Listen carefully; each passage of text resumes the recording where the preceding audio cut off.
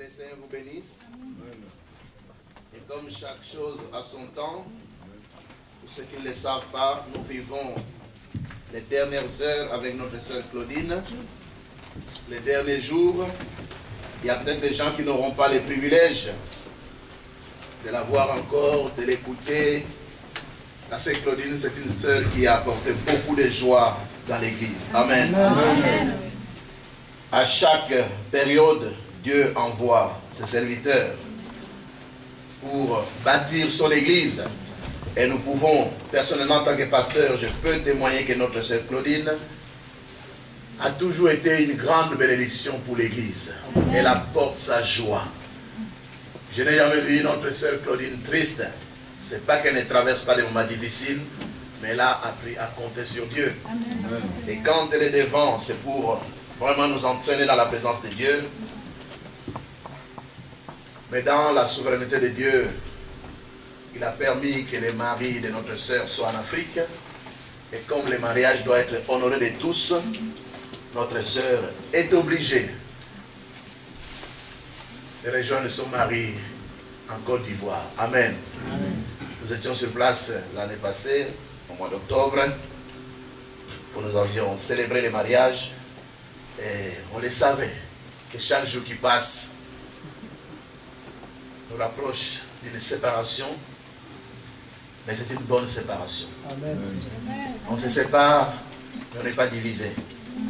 On se sépare, mais nous savons que ce sont les missionnaires qui nous précèdent aussi, peut-être dans la ville des Cocody, où nous pourrons un jour avoir une église locale. Amen. Amen. C'est vrai que le frère Célestin est déjà responsable dans une église sur place, mais les voies de Dieu sont insondables. Amen. Et nous prions pour que les frères Célestin et notre sœur Claudine soient nos missionnaires sur place. Amen. Dieu aidant, un jour nous irons ouvrir une église locale sur place en Côte d'Ivoire. Parce que nous croyons tous que nous sommes missionnaires et Dieu nous envoie partout pour une mission. La sœur Claudine ne part pas le 8, donc elle a repoussé de quelques jours, elle part le 12, donc dimanche prochain nous serons encore ensemble. Amen. Alléluia. Amen. Et à la fin nous allons quand même célébrer comme ça a été promis, partager un verre de jus pour témoigner notre reconnaissance à Dieu, mais aussi dire merci à notre sœur Claudine pour toute la joie qu'elle nous a apportée pendant toutes ces années, et nous pouvons vraiment témoigner qu'elle a été un don pour l'église. Amen. Amen. Amen. Nous allons pleurer pour un temps, mais nous savons, comme Jésus avait dit à ses disciples, il est avantageux pour vous que je m'en aille.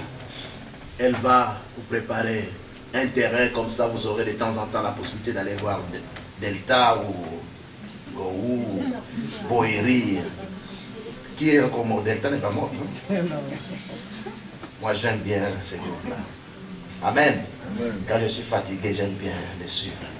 Comme ça, il me redonne beaucoup plus de joie. Nous lisons la parole de Dieu dans 1 Chronique chapitre 12. Tout ce temps, nous avions traité un sujet que nous avions intitulé « Dans les derniers jours ». Aujourd'hui, nous allons partager, toujours dans cette pensée, mais plus élaborée encore.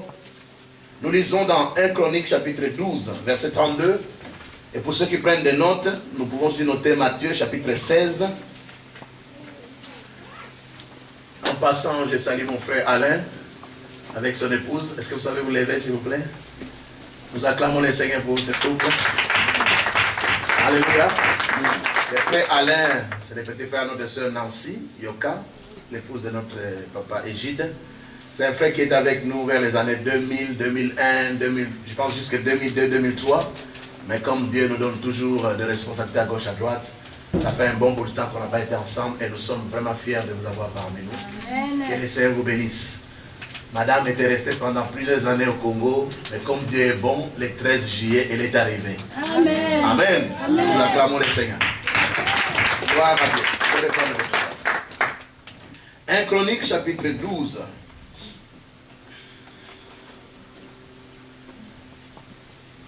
Nous lisons le verset 32 et vous comprendrez que c'est la même pensée que ce que nous sommes en train de développer ces derniers temps.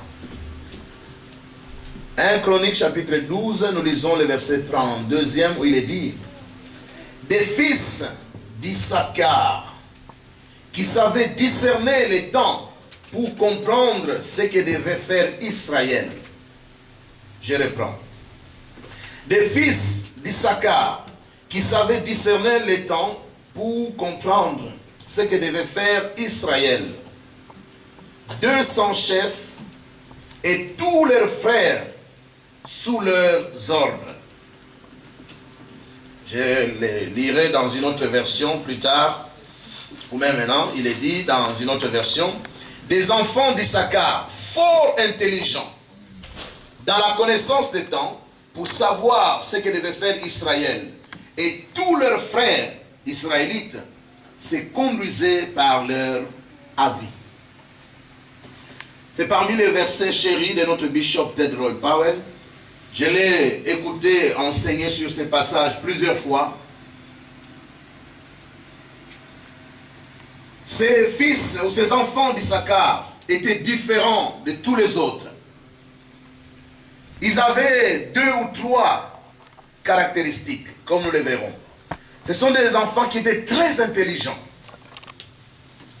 Et cette intelligence les a aidés à discerner en quel temps ils étaient.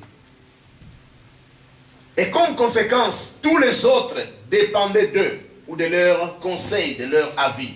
Frères, sœurs, il est dit que dans ce monde, 95% ou 95% des richesses sont détenues par 5%. Donc, toutes les richesses du monde sont gérées par 5% des gens, et les 95% dépendent de ces 5%-là. Je ne sais pas si toi tu veux faire partie de ces 95% qui doivent dépendre des 95% qui détiennent toutes les richesses, ou tu veux faire partie de ces 5% qui influencent les autres. Les fils d'Issachar, parce qu'ils avaient le discernement, l'intelligence de savoir en quel temps ils étaient, ils savaient dire à Israël ce qu'il fallait faire. Et comme conséquence, les gens aiment suivre ceux qui savent discerner les signes des temps. Amen. Matthieu chapitre 16, versets 1 à 3. Les fils d'Issachar étaient différents des autres Israélites. Ils étaient fort intelligents. Ils savaient discerner en quel temps ils étaient. Et ils savaient ce qu'il fallait faire. Et ils poussaient les enfants d'Israël à faire ce qu'il fallait faire. Comme conséquence, ils étaient des leaders, des conducteurs et non des simples suiveurs. Matthieu chapitre 16. Les pharisiens et les sadducéens abordèrent Jésus et pour l'éprouver, lui demandèrent de leur faire voir un signe venant du ciel. Jésus leur répondit: le soir vous dites, il fera beau, car le ciel est rouge. Et le matin, il y aura de l'orage aujourd'hui, car le ciel est d'un rouge sombre. Vous savez discerner l'aspect du ciel, et vous ne pouvez discerner les signes des temps. Amen. Amen. Les hommes ont la météo. Ils savent dire, même pas avec exactitude, même s'il y a des ratés, mais au moins ils savent nous dire, demain il fera beau, il va pleuvoir. Et avant de sortir, vous prenez vos précautions en fonction de ce qui a été dit. Et il y a des gens qui ne dorment jamais sans avoir suivi la météo. Alléluia. Parce qu'ils ne veulent pas être pris au dépourvu. Ils veulent s'habiller en conséquence. Les pharisiens et les sadducéens étaient différents des fils d'Issachar que nous venions de lire dans l'Ancien Testament. Les fils d'Issachar avaient l'intelligence pour discerner en quel temps ils étaient. Et ils savaient ce qui devait être fait à ce moment-là. Et ils demandaient aux enfants d'Israël de faire la même chose. Mais les pharisiens et les sadducéens, les gens du temps de Jésus, ils pouvaient discerner les signes des temps, mais ils étaient incapables de dire spirituellement, quelles étaient donc les conditions dans lesquelles ils vivaient.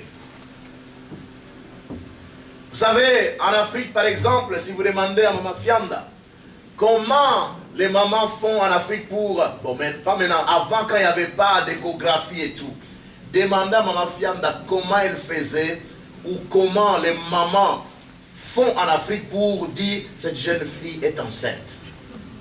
Maman Fianda, regardez cette jeune sœur qui est à côté. Est-ce qu'elle est enceinte? Elle a regardé quelque chose. Qu'est-ce qu'elle a regardé? C'est juste là. Les mamans n'avaient pas d'appareil pour voir l'enfant qui est dans le ventre d'une jeune fille. Mais juste en regardant les battements du cœur, la respiration, là, et ça dit, moi, noyo, à baby. C'est-à-dire, cet enfant n'est plus normal. Ça, c'est la sagesse, c'est l'intelligence que Dieu donne aux hommes, aux femmes, de discerner des signes. Alléluia. Amen. Ils savent dire que cette jeune fille est enceinte. Pas d'échographie, rien du tout. Par expérience, il y a des signes qui ne trompent pas. Et quand on va dire à cette jeune fille, tu es enceinte, elle va commencer à nier comme tout. Alors on va lui dire, de toutes les façons, le ventre ne fait pas marche arrière, ça va comme ça. On va voir. Et chaque jour qui passe, le ventre commence à gonfler. Et puis finalement, la même qui avait dit, je ne suis pas enceinte, elle commence à faire comme ça.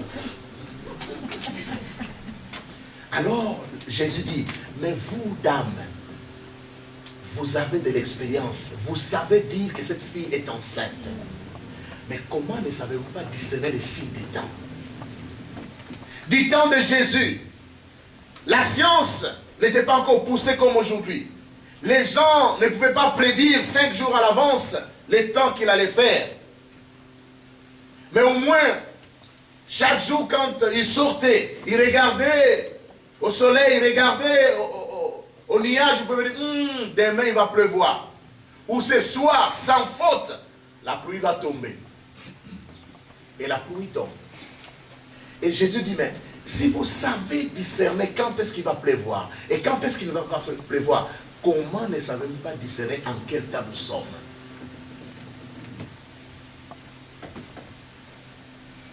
En Afrique noire, je prends les cas par exemple de l'Afrique centrale, ils vous diront qu'ils ont 2 saisons, la saison sèche et la saison des pluies. Et les gens font tout pour ne pas organiser leur mariage pendant la saison des pluies parce que, madame, la pluie va tomber sans vous aviser. Et ça va gâcher toute la fête. Ils préfèrent organiser leur fête, ou même pour les églises. Les croisades en plein air, on les fait souvent pendant la saison sèche. Vous êtes sûr qu'il ne va pas pleuvoir. Les hommes savent discerner les saisons, les temps. Mais ils ne savent pas dire en quel temps nous sommes dans le domaine spirituel. À chaque saison, il y a des habitudes. À chaque saison, il y a des vêtements. À chaque saison, il y a des choses qu'on fait qu'on ne ferait pas si ce n'était pas la saison idéale. Regardez comment vous êtes habillés. Nous sommes en quel temps? Voilà. Vous n'êtes pas habillés comme vous vous habillez d'habitude en hiver. Parce que sinon vous aurez trop chaud. Mais d'ici quelques mois, ça va changer. Vos vêtements vont changer. Vous allez encore remettre les manteaux. Pourquoi? Parce qu'il va faire froid. Alléluia. Amen. Une saison est une période de l'année qui observe une relative constance du climat et de la température. À chaque saison, c'est un climat, c'est une température. Et même les habitudes, même la façon de s'habiller, c'est par rapport à la température, c'est par rapport au climat. Et une saison, c'est une période de l'année qui observe une relative constance. C'est-à-dire même l'année prochaine, la température et les temps, ça sera à peu près la même chose. Et vous ferez encore à peu près la même chose que vous avez fait cette année. Vous allez encore vous habiller à peu près de la même façon. C'est pourquoi, d'ici quelques temps, vous allez changer de garde-robe. Et quand ça sera l'année prochaine en été, vous reprendrez encore vos vêtements qu'il faut pour l'été.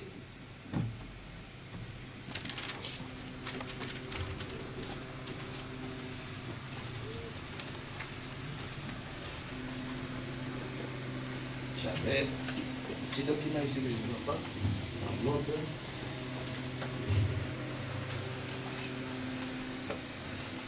J'espère la trouver.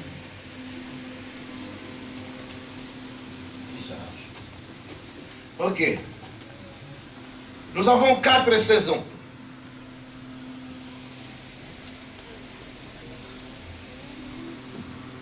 Nous avons donc le printemps, l'été, l'automne, l'hiver. Presque 3 mois de chaque année couvrent une saison. Et à chaque saison, il y a des choses que vous faites et il y a des choses que vous ne pouvez pas faire. Il en est de même pour nous. Les fils d'Isaacar étaient des enfants très intelligents qui savaient discerner les saisons. Frères, sœurs, si nous sommes en plein hiver, ou encore si nous sommes en été tel que nous sommes là, vous pouvez aller en Suisse et faire du ski? Hein? Non. On va en Suisse en été pour faire du ski? Non. Quand est-ce qu'on y va? En hiver. Si nous ne savons pas discerner les saisons et les temps, il y a des choses que nous sommes en train de faire que nous ne devions pas en principe être en train de faire maintenant, que nous devions faire avant ou que nous devions peut-être faire plus tard. Apprenons à discerner les signes et les temps. Il faut avoir de l'intelligence comme le fils d'Isaacar. Faire chaque chose en sa saison. Car les saisons, ce sont des périodes de temps que Dieu permet dans notre vie. Dans ta vie, il y a aussi des périodes que nous pouvons considérer comme l'hiver. Dans ta vie, il y a des périodes que nous pouvons considérer comme de l'automne, du printemps, de l'été. Et à chaque période, il faut que tu saches ce que tu dois faire. Dans la Bible, nous avons ce premier exemple positif des hommes qui étaient capables de discerner en quel temps ils étaient, qui étaient capables de discerner la saison et ils posaient des actes en fonction de la saison. Conséquence, tous les enfants d'Israël dépendaient de ces enfants d'Issachar parce qu'ils étaient fort intelligents. Ils savaient ce qu'il fallait faire en son temps. Il y a quelques mois ou peut-être il y a plus d'une année, nous avons parlé du chronos, nous avons parlé du kairos, mais aussi du aion, c'est-à-dire nous avons l'horloge de l'homme, mais Dieu n'est pas lié à l'horloge de l'homme. C'est pourquoi la Bible dit un jour, c'est comme 1000 ans devant Dieu, et 1000 ans c'est comme un jour. Quand nous regardons nos montres, nous disons il est midi, peut-être moins 5, mais pour Dieu ça ne veut rien dire. Le temps de Dieu n'a rien à voir avec notre temps. C'est pourquoi nous cherchons à dépendre du kairos, du temps de Dieu, de l'horloge de Dieu. Et l'horloge de Dieu marche aussi avec les aïons, c'est-à-dire il y a des saisons dans ta vie, il y a des saisons dans ma vie. Les enfants d'Issachar, fort intelligents, dans la connaissance des temps, pour savoir ce que devait faire Israël. Et tous leurs frères se conduisaient par leur avis. C'est-à-dire les enfants d'Israël venaient consulter les fils d'Issachar, ils étaient 200. On vient leur demander maintenant, nous sommes en quel temps? Ils vont leur dire, ok, nous sommes en hiver, nous sommes en été, nous sommes au printemps. Qu'est-ce qu'il faut faire au printemps? Voici ce qu'il faut faire au printemps. Quand on sait discerner les saisons, on sait ce qu'il faut faire et quand le faire. Frères, sœurs, la même chose qui produit en hiver, vous la faites en été, ça ne produit rien du tout. Ce que vous faites en automne n'aura pas le même résultat si vous le faites en hiver. Les choix, les décisions que vous prenez maintenant peuvent avoir de l'impact dans votre vie. Mais si vous les prenez 5 ans après, ces mêmes décisions n'auront aucun impact dans votre vie. Les actes que nous posons aujourd'hui peuvent changer notre vie. Mais si nous posons ces actes 5 mois avant, ça risque d'être prématuré. C'est pourquoi, quand nous lisons dans la parole de Dieu, il est dit, au moment marqué par Dieu. Il y a toujours des passages comme ça. Au moment choisi, au moment marqué, au temps de Dieu, il a envoyé la loi, la Torah. Et au moment marqué, il a envoyé le Messie. Au moment marqué, le Fils de l'homme reviendra aussi. Amen. De même qu'au moment marqué, la loi a été envoyée. Au moment choisi par Dieu, le Messie est né à Bethléem. De même, au moment marqué, au moment choisi, la saison que Dieu a choisie, le Fils de l'homme reviendra, non plus pour sauver, mais pour juger l'humanité. Je vais vous donner un exemple. Si vous prenez une décision aujourd'hui, cette décision a de l'impact dans votre vie. Si vous la prenez 5 mois avant, c'est trop tôt. Je parle de fiançailles par exemple. Dans mon expérience personnelle, je venais juste de terminer les secondaires. J'ai commencé mon graduat et puis dans les groupes, une belle sœur était là. Je me suis engagé comme fiancé. Mais c'était d'abord entre nous deux. Et puis, quelques temps après, j'ai été dans la famille de cette fille. Mais il semble que dans leur tradition, dans leur coutume, ils voulaient déjà me donner la fille. Je me suis dit, maman. Alors je commence à faire des calculs. Je viens de terminer les secondaires. Je n'ai que 21 ans. S'ils me donnent déjà cette fille, je risque de ne même pas finir mes études. J'ai commencé à avoir des craintes et des réserves. Je me dis, Seigneur, est-ce que je me suis engagé trop tôt? Mais maintenant, pour ne pas blesser le cœur de la sœur qui était innocente, j'ai commencé à prier en secret. Seigneur, de la même façon que tu m'as amené cette sœur, fais qu'elle parte. Je ne veux pas la blesser, je ne dirai rien, mais qu'elle disparaisse. Parce que c'est trop tôt. C'est trop tôt, Seigneur, aide-moi. Je suis un enfant, j'ai commis une erreur. Sauve-moi, délivre-moi. Et Dieu exauce à la prière. Cette sœur ne pouvait même pas passer 2 heures du temps. À l'époque, il n'y avait pas de téléphone. Les GSM à Kinshasa, il n'y en avait pas. Mais passer toute une journée sans me voir, c'était impossible. Elle était infirmière, mais je dois tout faire, je dois la voir, elle doit me voir. Alors, j'ai fait ma prière. Je vois un jour passe, elle n'est pas là. Je dis, Seigneur, tu as exaucé ou... Mais d'un côté, j'ai des personnes.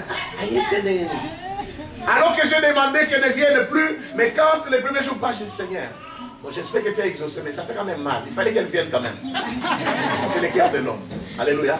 Et puis 2 jours passent. Je dis, ça commence à être sérieux. Parce que c'était impossible de passer une journée sans rencontrer cette sœur. Elle était très engagée dans le Seigneur aussi. Elle chantait aussi très bien. Donc c'est pas donc mon épouse actuelle. Alors je dis, 3 jours, 1 semaine. Je dis non, ça fait quand même mal. Alors je prends une sœur de l'église, une sœur aînée. Je dis, est-ce que tu sais m'accompagner pour qu'on aille voir un peu ce qui se passe? Et pourtant j'avais prié pour que Dieu l'éloigne. Parce que c'était trop tôt comme fiançailles. Alors je prends cette sœur, on va rendre visite à ma fiancée entre guillemets. On arrive chez les parents. D'habitude on m'installait à la maison, mais là maintenant ils mettent les chaises dehors. Je dis, ça commence à bien aller maintenant. On nous met des chaises, on nous raconte des histoires. Et puis je ne vois pas la sœur en question. Elle était dans la maison avec un garde civil qu'il a eu comme fiancé. Donc j'étais dans la maison en train de parler avec l'autre fiancé qui était maintenant entre guillemets reconnu. Et surtout que les parents étaient pressés de donner la fille. Donc sûrement que celui-là était déjà prêt à prendre. Il venait d'Israël, il a terminé sa formation. Et c'est cet homme qui a épousé cette fille. Pour moi c'était trop tôt. La même chose, vous la faites 5 ans après, c'est une bonne chose. Vous la faites 2 ans plus tôt, ce n'est pas bien, c'est prématuré. Amen. Nous devons apprendre à choisir les saisons. À chaque saison, il y a des choses, il y a des décisions que nous devons prendre. Pour moi, je suis rentré ce jour-là, presque en larmes, bien que j'avais prié, mais la sœur devait me consoler. Alléluia. C'est ça le cœur de l'homme. Nous prions, mais quand Dieu exauce, c'est comme ça. Mais après, j'ai commencé, Dieu m'a aidé et m'a donné la dame que j'ai aujourd'hui qui a un cœur comme ça. Amen. Amen. Alors quand j'ai eu ma nouvelle fiancée, bon j'étais déjà prêt à l'époque, j'ai dit on va aller rendre visite à cette vieille fiancée. Oui, j'ai dit à ma fiancée, on va lui rendre visite. C'était aussi une sœur en Christ. Nous sommes allés lui rendre visite. Elle habitait à Royal, là où ils avaient logé les gardes civils qui venaient d'Israël. Elle était bien installée à Royal, mais elle était malheureuse. Elle avait déjà des enfants, mais elle vivait dans la même maison avec les beaux-pères, la belle-mère. C'était juste une fille, ce n'était pas une femme pour son mari. Vous avez tout compris. Donc c'est sûr qu'elle aussi avait pris une décision prématurée. Nos choix, nos décisions, nos actes, même bonnes, doivent être posés au moment opportun. Regardez, en 1995, on était avec les papas et Gilles à l'époque. Je suis arrivé, il y avait une seule cabine téléphonique sur Marie-Christine et jusqu'aujourd'hui c'est marqué la messagerie. Côté gauche, Marie-Christine. Les gens venaient de Ouémen, de partout. Si tu veux appeler en Afrique, communication internationale, tu vas aller jusque sur Marie-Christine. Il n'y avait pas de cabine. Et une minute pour le Congo, l'Afrique en général, ce n'était pas moins de... Papa et je pouvais témoigner, c'était vraiment cher. Faire 10 minutes, communication internationale, appeler en Afrique, ce n'était pas facile. Et les gens devaient faire des kilomètres pour trouver une cabine téléphonique. Les gens qui avaient des cabines téléphoniques à l'époque, ils ont fait du bénéfice. Je me rappelle, 3 ans après, nous aussi on a ouvert une cabine téléphonique. Imaginez, un homme est venu téléphoner, il appelait en Arabie Saoudite. Il a appelé pendant plus de 3 heures, 4 heures d'affilée. Je disais, est-ce que cet homme sait ce qu'il est en train de faire? J'ai été frappé plusieurs fois à sa cabine. Messieurs, est-ce que vous regardez les comptes? Moi je dis, mais est-ce qu'il sait ce qu'il est en train de faire? Quand il est sorti, c'était l'équivalent de 10 000 francs belges. À peu près 250 €. Aujourd'hui, si vous ouvrez une cabine avec l'ICA mobile, BES qui vous donne des minutes gratuites, vous allez avoir un bénéfice.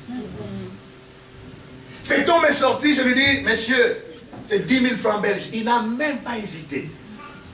Je pense qu'il fait du pétrole en Arabie Saoudite. Et il a sorti l'argent, il m'a donné. Il est parti, j'ai commencé à refaire les calculs, je prends le nombre de minutes. Et puis, je dis, mais c'est pas possible. Comment quelqu'un peut appeler pendant plus de 4 heures d'affilée, communication internationale? 10 000 francs belges, c'est à peu près 250 €. Aujourd'hui, Québec donne des minutes gratuites. L'ICA mobile gratuite. Belgacom, si vous ouvrez une cabine, vous n'aurez pas les mêmes bénéfices. La même chose qui a donné il y a quelques années, vous faites la même chose, vous n'avez rien du tout. Il faut savoir saisir les saisons. Alors quand les Africains font les choses, ils voient quelqu'un ouvre, parce qu'il a ouvert, je ne sais pas, un café, moi aussi j'ouvre un café. Les cafés qui ont donné à Charoufa et les autres des millions, ne vont pas vous donner des millions de choses. Amen. Amen. Savoir saisir les temps, les saisons.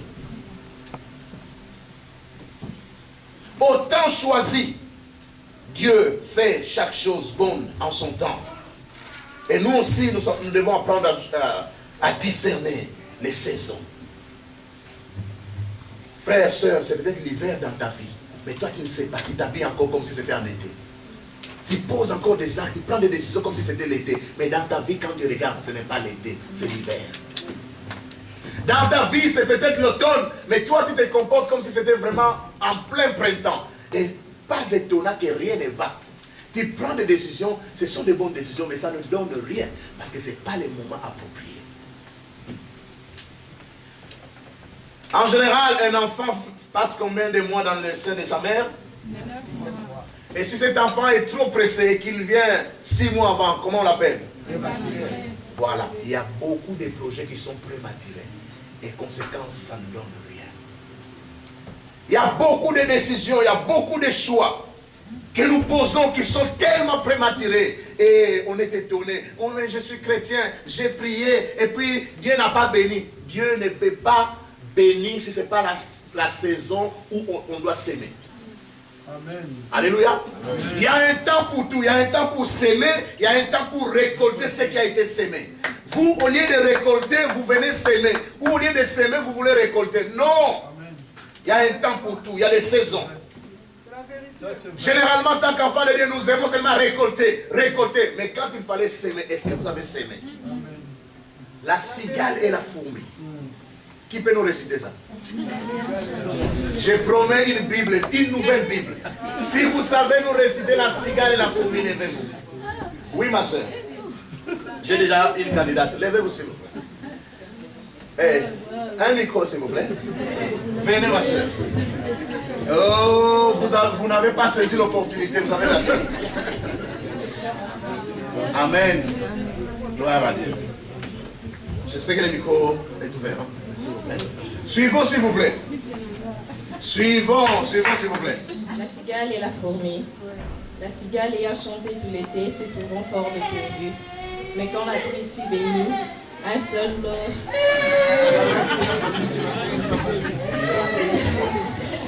Go, vous pouvez l'aider. Ah, ça fait un petit morceau. Mais. Viens, s'il te plaît. Ok, bravo, nous acclamons, Bravo. Elle nous vient fraîchement du Congo. Donc la mémorisation c'est rien. Ok, la cigale et la fourmi. La cigale et la fourmi. La cigale ayant chanté tout l'été, se trouvant fort dépourvue. Dans la... Posez-moi, nous voulons comprendre les paroles. Ok, go. Elle a peur. Qui peut faire mieux? On dit que c'est le frère dit qui vient. Bon, ok. Apparemment, il n'y a personne qui sait faire mieux. Hein? Moi, j'enseigne ici la cigale et la fourmi, pas Madame Lato.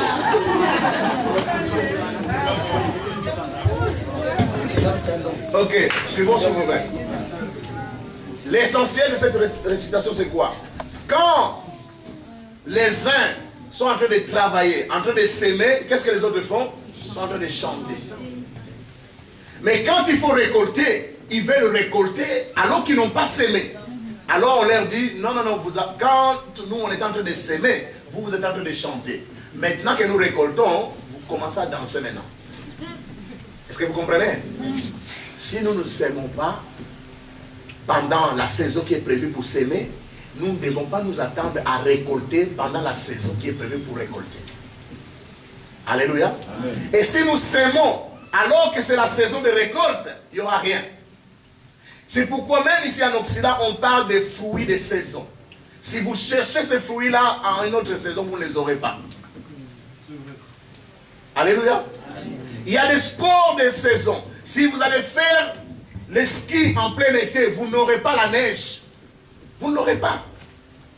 Apprendre à discerner les saisons. Les saisons sont des opportunités que Dieu nous donne. Alléluia. Amen. Les saisons sont des opportunités que Dieu nous donne. Et si nous ne saisissons pas ces opportunités passent. Et nous allons regretter après. Ou alors nous étions trop pressés et ça n'a rien donné. La reine Vachi, je donne quelques exemples. La reine Vachi, à un moment donné, elle a oublié qu'elle était reine parce qu'elle est mariée à un roi.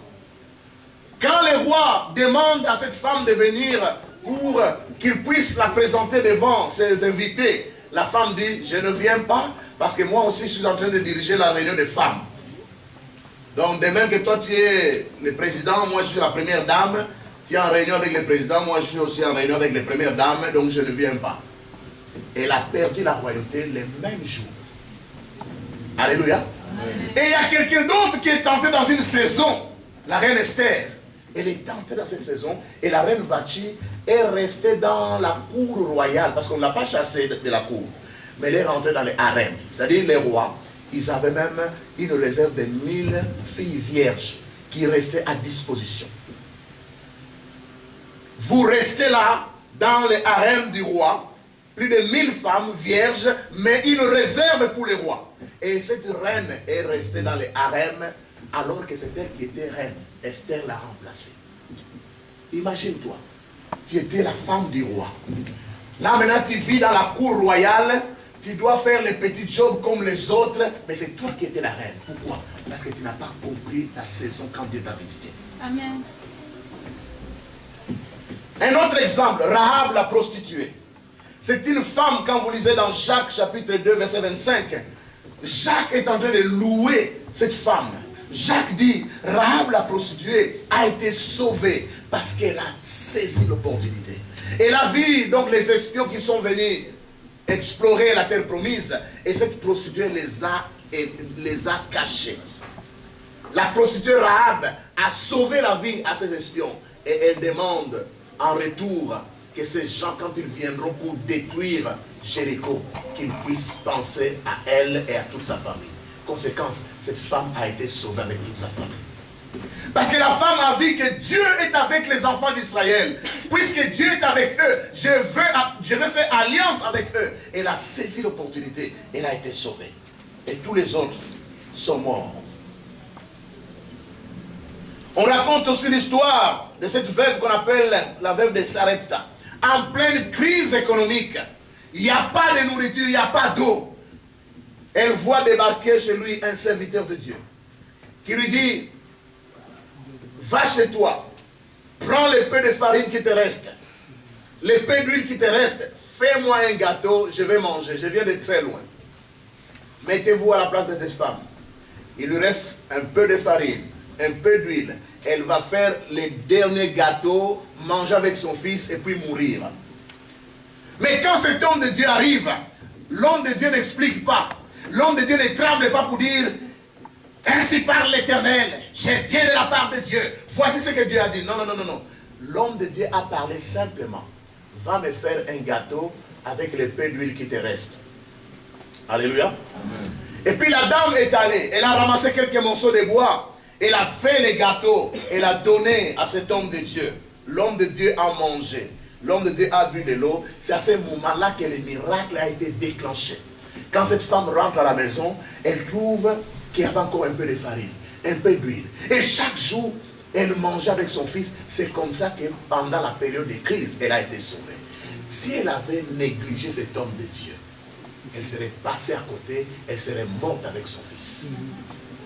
Généralement, quand Dieu nous visite, nous ne faisons pas attention. Nous ne faisons pas attention, nous sommes distraits. Nous sommes distraits. Mais, si cette femme n'avait pas saisi l'occasion, elle serait morte avec son fils, après avoir mangé le dernier gâteau. Mieux vaut parfois mettre Dieu à l'épreuve, tester Dieu, sacrifier ce qui nous reste, voir ce qu'il est capable de faire. De toutes les façons, si tu manges le peu qui te reste, tu mourras quand même. Ça ne sert à rien. Mieux vaut je préfère mourir aujourd'hui, je sacrifie, je meurs aujourd'hui. Mais quand tu sacrifies pour Dieu, c'est là où les miracles commencent. Amen. Amen. Et nous, on fait l'inverse. On veut récolter sans s'aimer. Cette femme a sémé dans la vie de cet homme de Dieu et la farine a commencé à se multiplier. Généralement, Dieu vient nous tester quand nous passons par les épreuves. Ce n'est pas quand tout va bien qu'il va nous tester. C'est quand vous passez par des moments très difficiles. C'est les 5 héros qui sont restés pour les programmes de demain. Et Dieu dit, on ne vient pas à la maison de Dieu les mains vides. Qu'est-ce que tu fais? Tu vas garder les 5 euros pour les frites? Non. Si tu gardes, tu vas manger les frites, mais c'est fini. Tu as fermé les robinets. Mais si tu sacrifies les frites pour un temps, les robinets s'ouvrent, pas étonnant que quelqu'un vienne te donner 50 euros encore. Et puis tu fais les courses, 20 euros encore. Et tu couvres tout le monde, tu dis, comment j'ai fait pour couvrir moi? Oui, tu avais sémé. Et au moment opportun, tu as récolté. Amen. Tous ceux qui traversent des moments difficiles, surtout financièrement, ce sont des hommes et des femmes qui doivent apprendre à saisir les opportunités, les saisons. Avancez. Un voyage précoce, des fiançailles prématurées cause beaucoup de difficultés. Beaucoup de gens ont abandonné un bon travail au Congo, en Afrique en général, parce qu'ils voulaient venir en Europe. Arrivés en Europe, ils ont fait des années. Et puis ils sont rentrés, ton poste a été occupé par quelqu'un d'autre. Qu'est-ce que tu as fait? Tu n'as rien gagné.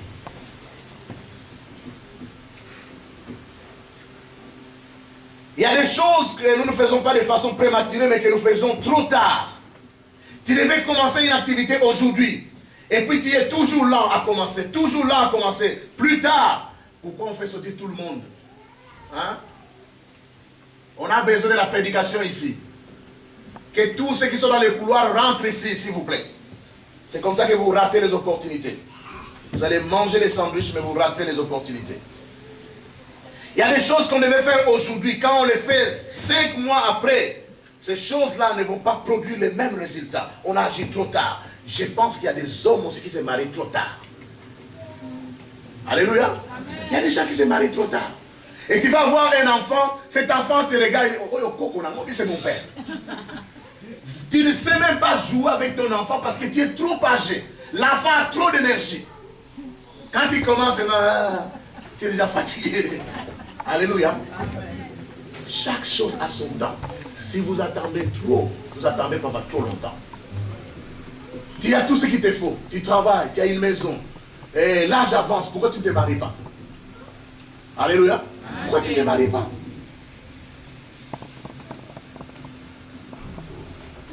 Lisons un autre texte dans le Nouveau Testament.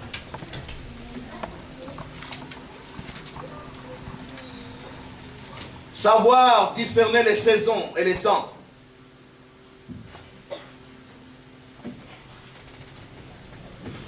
Luc chapitre 19.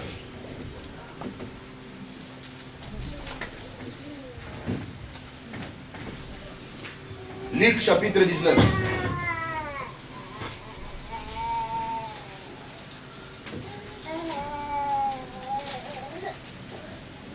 Je lis à partir du verset 41. Luc 19.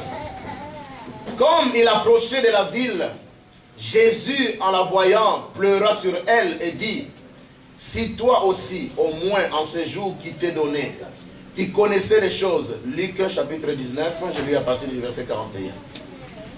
Comme il approchait de la ville, Jésus, en la voyant, pleura sur elle et dit, si toi aussi, au moins en ce jour qui t'est donné, tu connaissais les choses qui appartiennent à ta paix, mais maintenant, elles sont cachées à tes yeux.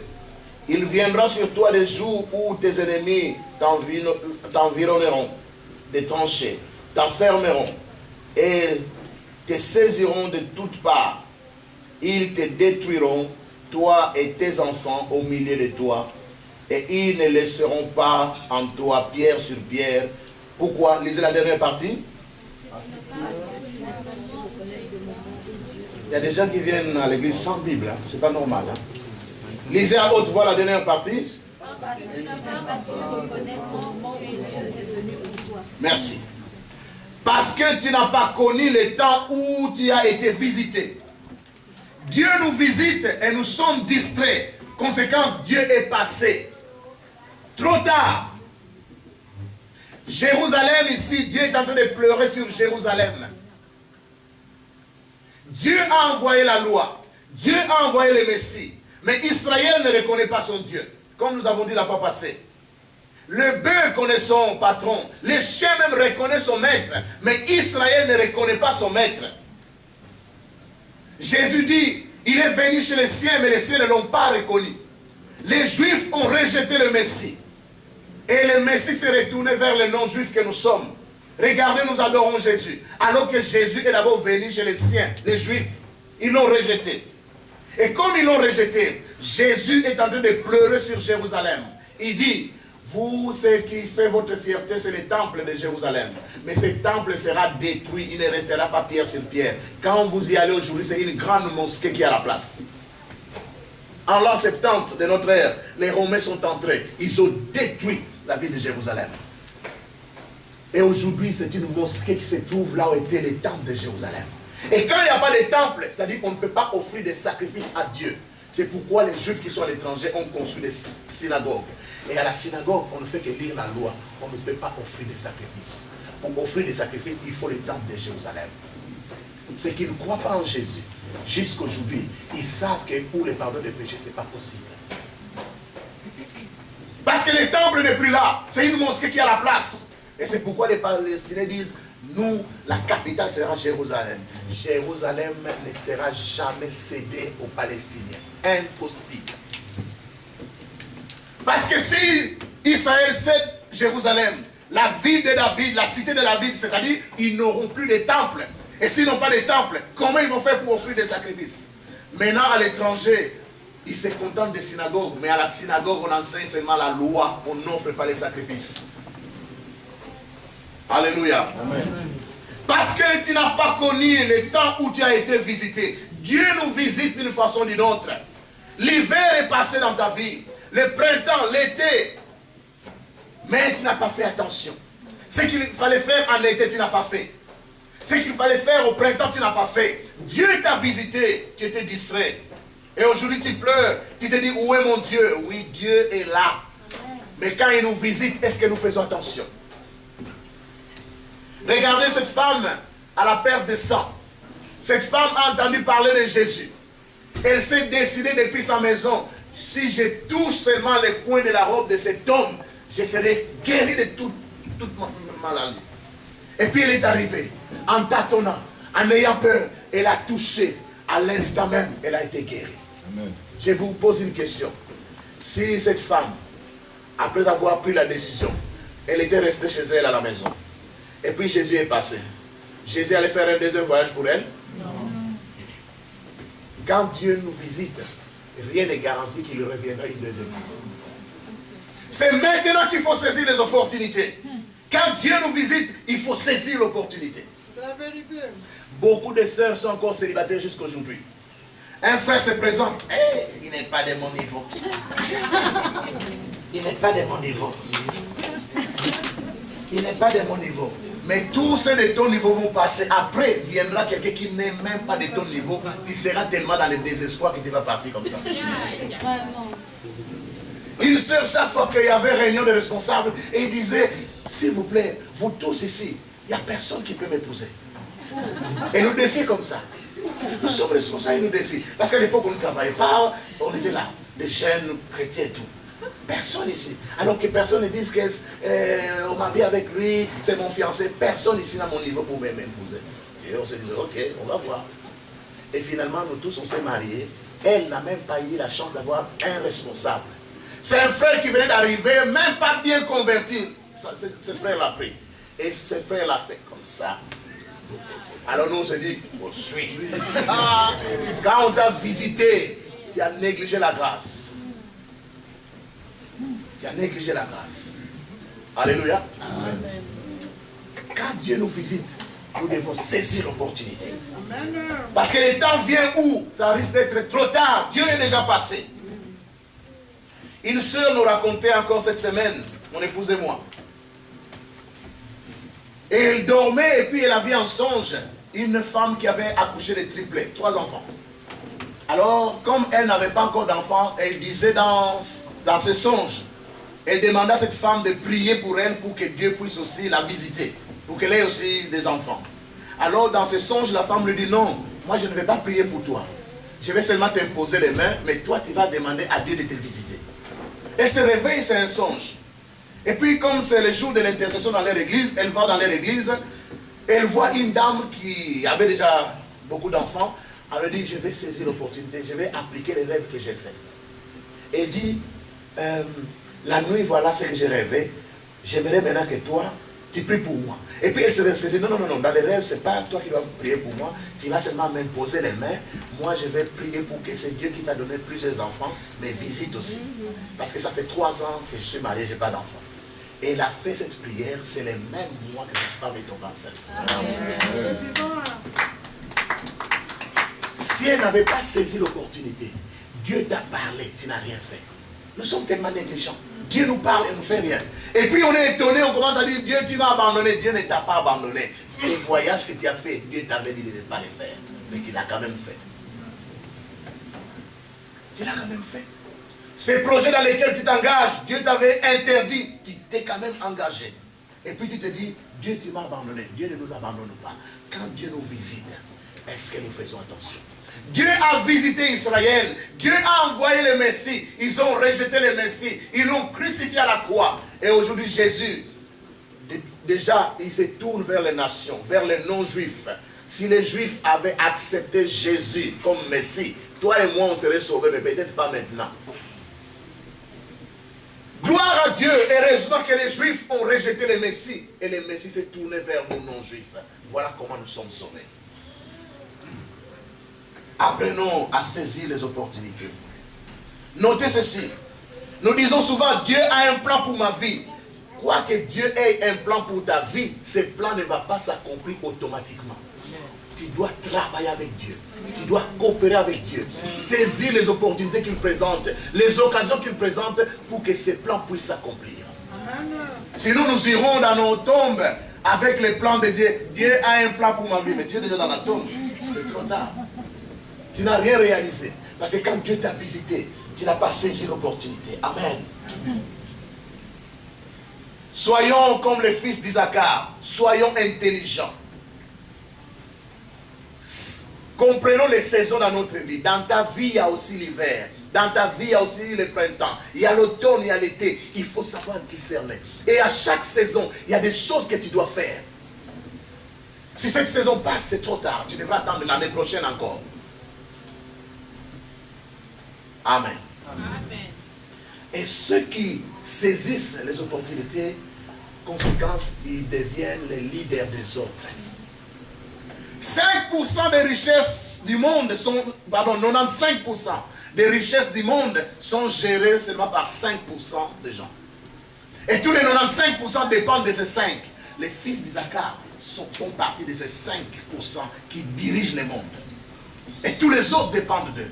Toi, tu veux faire partie de ceux qui dirigent ou de ceux qui sont dirigés. Hein? Ceux qui dirigent. Ah, tu dois faire un choix. Tu veux faire partie de ceux qui sont dirigés par les autres ou ceux qui dirigent les autres? Moi, je vais être un leader. Je vais être comme les fils d'Isaacar. Prier à Dieu pour discerner les temps, pour discerner les saisons et à chaque saison, savoir ce qu'il faut faire. Même si vous dites c'est l'hiver et puis vous sortez tel que vous êtes habillé maintenant, vous allez tomber malade. Le fait de connaître la saison ne suffit pas. Il faut agir en fonction de la saison. Amen. Agir en fonction de la saison. Saisir les opportunités. Les discernements pour découvrir les temps et les opportunités sont la conséquence de notre intimité avec Dieu. Si nous passons du temps avec Dieu, Dieu va nous parler. Mon fils, ma fille, ça c'est le temps que je te visite. Je te visite maintenant. Regardez, si par exemple, il y a des gens qui sont mariés, qui n'ont pas d'enfants, mais parfois vous n'avez pas d'enfants, non pas parce que l'un de vous est stérile. Quand la femme est féconde, vous êtes en conflit. Vous ne dormez pas ensemble. Est-ce que je me fais comprendre? Alors quand la femme n'est plus féconde, là l'amour renaît. L'amour renaît, mais ça ne donne rien. Ça ne donne rien. Dieu sait quand est-ce que la femme doit concevoir et quand est-ce qu'elle ne peut pas concevoir. C'est quand la femme doit concevoir que vous devez être ensemble. D'ailleurs, vous devez toujours être ensemble. Alléluia. Amen. Alors vous dites, ah, moi, ça fait 5 ans, oui. Chaque fois que tu es féconde, c'est les conflits à la maison, c'est la bagarre. Cet enfant ne va pas tomber du ciel. À part Adam, qui est né avec Ève, sans combinaison d'une femme et d'un homme, tous les autres sont nés d'une femme. À part Melchisedec, bien sûr. Amen. Alors, si tu es fécond et que tu as besoin d'enfants, c'est la saison qu'il faut saisir. C'est l'opportunité qu'il faut saisir. Si tu crées les conflits à ce moment-là, pas étonnant que tu n'aies pas d'enfants. Il est vivant. Quand il faut prendre des décisions, il faut décider. J'ai une amie de la famille qui nous dit souvent, il y a des années charnières. C'est-à-dire, il y a des années où tu dois prendre des grandes décisions. Par exemple, quand tes enfants terminent l'école primaire, tu dois décider déménager ou rester sur place. Mais les Africains, ils déménagent n'importe quand. Et l'enfant va commencer à traverser toute la ville pour arriver à l'école, à son ancienne école. Si un enfant se réveille à 5 h du matin, alors que ses amis se réveillent à 7 h 30, elle perd déjà 2 h 30. Elle arrive à l'école, elle est déjà fatiguée. Et la tension n'est plus là. Pas étonnant que les résultats n'est plus les mêmes. On ne déménage pas n'importe quand. Surtout quand on a des enfants. On ne voyage pas n'importe quand. On ne s'engage pas dans n'importe quel projet. Il faut étudier les temps, les saisons. Amen. Alléluia. Amen. Quand les enfants terminent les secondaires, vous vous dites, ah maintenant, est-ce qu'on peut changer de ville? Est-ce qu'on peut changer de commune? On ne peut pas changer de commune n'importe quand. Alléluia. Amen. Il y a des gens qui étaient en pleine, comment on dit, vous n'avez pas encore vos papiers et vous déménagez tout le temps. Quand l'Office des étrangers a envoyé les courriers à votre adresse, vous n'étiez pas là. Et ils ont clôturé les dossiers. Vous déménagez n'importe quand. Vous n'avez pas encore vos papiers, vous avez déclaré une adresse. Quand la police vient vous chercher là, vous n'êtes plus là. Est-ce que la police, c'est votre père pour qu'il vienne vous chercher partout, vous traitez? Alléluia. Saisissons les opportunités. Savoir prendre les décisions quand il faut. Les enfants terminent l'école primaire. Avant qu'ils ne terminent, vous commencez à réfléchir. Est-ce qu'il faut rester dans cet appartement ou déménager? Alléluia. Ils terminent les secondaires. Qu'est-ce qu'il faut prendre comme décision? Qu'est-ce qu'il faut prendre comme décision? Qu'est-ce qu'il faut prendre comme décision? Alléluia. Que Dieu nous aide. Soyons comme les fils d'Isaacar qui discernent les temps et les saisons. Comme ça, nous ne serons pas comme la fourmi. Qui était même plus intelligente? C'est la fourmi ou la cigale? Hein? Ah, la fourmi travaille, la cigale ne fait que chanter. Quand il faut manger, quand il faut récolter, toi qui ne faisais que chanter, commence maintenant à danser. Il y a une saison pour tout. Et Ecclésiaste dit, il y a un temps pour chaque chose. Un temps pour tout. Un temps pour s'aimer, un temps pour récolter. Il y a des saisons où il faut s'aimer. Il faut s'aimer, il faut s'aimer. Et il y aura des temps où vous devez récolter ce que vous avez sémé. Pourquoi nous voulons toujours récolter alors que nous ne s'aimons pas? S'aimons et nous allons récolter avec intérêt. Amen.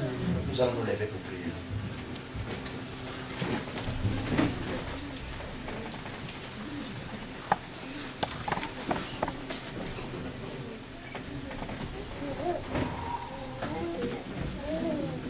Frères, sœurs, Israël n'a pas su quand est-ce qu'il a été visité. Le Messie a traversé Israël, mais Israël n'a pas reconnu en Jésus qu'il était le Messie. Il y a des saisons, mon frère, ma soeur, où Dieu nous visite. Prions maintenant que Dieu nous donne l'intelligence pour discerner les saisons dans notre vie. L'hiver dans ta vie, l'automne, le printemps, l'été dans ta vie. Car tu as aussi des saisons dans ta vie. Mais tu dois saisir l'opportunité. À chaque saison, il y a des choses que tu dois faire. De même que tu changes d'habillement à chaque saison parce que c'est en fonction de la température, du climat. Il faut aussi que dans toutes les saisons de ta vie, tu puisses adapter ta façon de marcher avec le Seigneur, ta façon de servir le Seigneur, ta façon de vivre en fonction de cette saison. Et tu vas voir les fruits comme tous les autres qui ont bénéficié des opportunités qu'ils ont saisies. Tu seras guéri de ta maladie. Tu vas enfanter. Et tu vas réussir dans tes affaires. Parce que tu as su agir au moment choisi par Dieu. Élevons nos voix et prions le Seigneur.